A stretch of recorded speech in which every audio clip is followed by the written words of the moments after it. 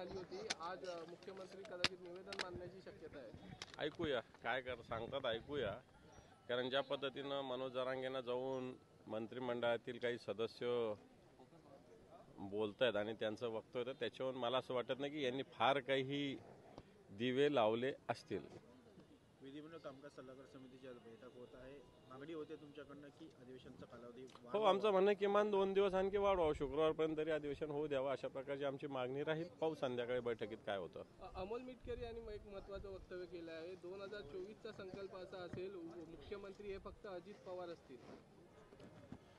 मला असं वाटतं अजितदादांनी काही इच्छा लपवून ठेवलेली नाहीये आणि त्यामुळे आताच्या घडीला कोणीही काही होऊ शकतं, अशा प्रकारची स्थिती आहे. महायुतीमध्ये मतभेद आहे असं वाटतंय का तुम्हाला? आता मतभेद तर नक्कीच आहे ना. 3 तोंडाला 3 जण आहेच आहेत ना.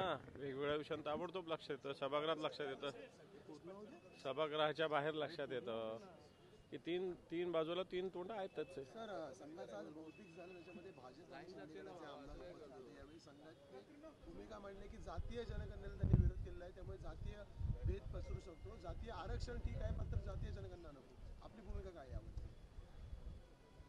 संघाने ती भूमिका मांडलेली. संघ एक वेगळी सांस्कृतिक संघटना आहे, सामाजिक संघटना आहे. तिची भूमिका, राजकीय पक्षाची भूमिका वेगवेगळी असू शकते. त्यामुळे संघाच्या भूमिकेवर आम्ही भूमिका व्यक्त केलीच पाहिजे. आमची भूमिका जगजाहीर आहे. नाही, जातीय गणनेला तुमचा विरोध आहे की करावी? आमची भूमिका व्यक्त केलेली आहे ऑलरेडी या सगळ्या विषयाची.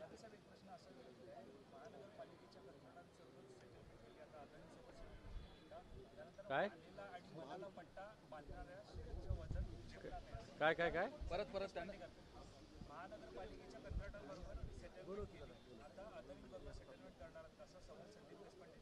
अच्छा, टोल माफीवर काय काय झालं जरा तुम्ही सांगावं. टोल बंद होणार होते, तुमचं आंदोलन काय झालं होतं, का थांबलं, जरा तुम्ही सांगावं, मग आमच्याशी बोलावं. महायुती सोडून द्यावं. संदीप देशपांडे काय घेऊन बसले तुम्ही? महायुतीचे समोर ज्यावेळी अधिवेशन असतं त्यावेळी रेशीम बागमध्ये उपस्थिती लावतात. मुख्यमंत्री असतील, उपमुख्यमंत्री असतील. यावेळी मात्र मुख्यमंत्री एकनाथ शिंदे आणि उपमुख्यमंत्री अजित पवार या दोघांनीही त्या ठिकाणी जाणं टाळलेलं आहे.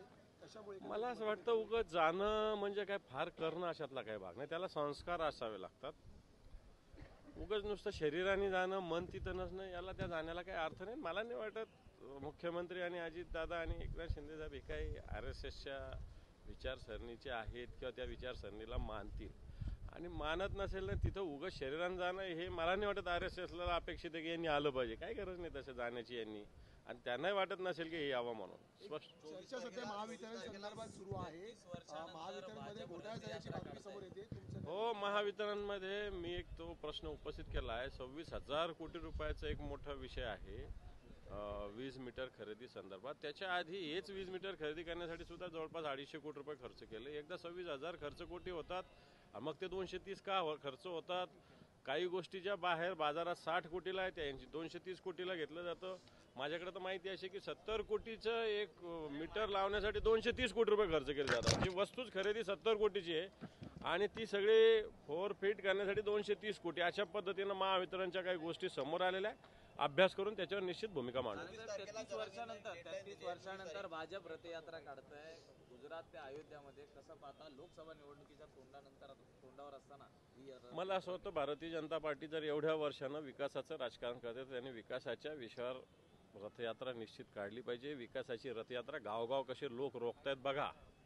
यांच्या ज्या योजना, फसव्या योजना, त्या गावगाव सांगत असताना किती प्रत्येक गावात या रथाला अडवलं जात आहे.